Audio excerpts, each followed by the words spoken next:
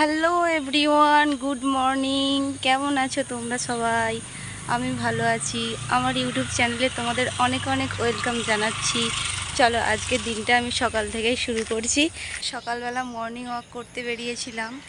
তো বেরিয়ে ভাবলাম যে নেপালের প্রাকৃতিক দৃশ্যটা মানে চারপাশটা তোমাদেরকে একটু ঘুরে দেখাই, সেই জন্য আর কি ভিডিও করছি। ভিডিওটা তোমরা দেখতে থাকো।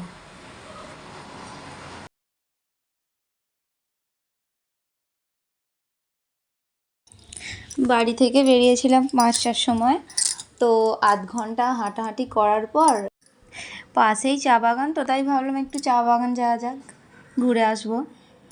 ফাইনালি চলে এলাম চা বাগানে।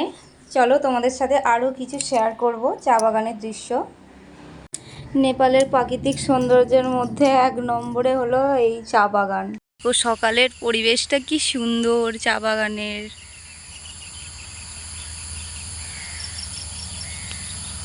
এই চা পাতাগুলো এখনো তোলা হয়নি। পুরো মন মুগ্ধ করা পরিবেশ।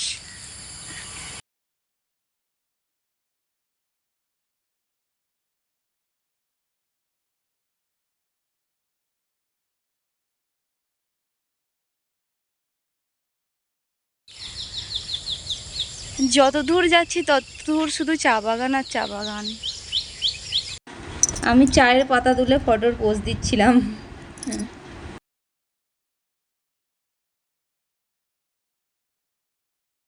ওই ঘন্টাখানেক ছিলাম চা বাগানে, একটু ভিডিও করে নিচ্ছিলাম। এবার বাড়ি যাওয়ার সময় হয়ে যাচ্ছে।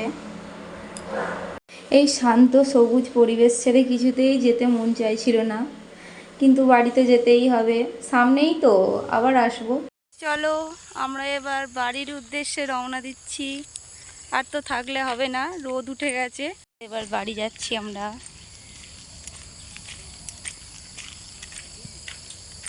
চা পাতা তুলে নিয়ে বাড়ি যাচ্ছি। দেখো, বাড়ি যেতে যেতে একটা রুদ্রাক্ষ গাছ দেখতে পেলাম, তাই তোমাদের সাথে শেয়ার করলাম। আমি প্রথম দেখলাম রুদ্রাক্ষ গাছ, সেই জন্য তোমাদের সাথে ভাবলাম শেয়ার করা যাক। নিচে একটা ফল পড়েছিল, তো আমি ফলটা তুলে বাড়ি নিয়ে এলাম।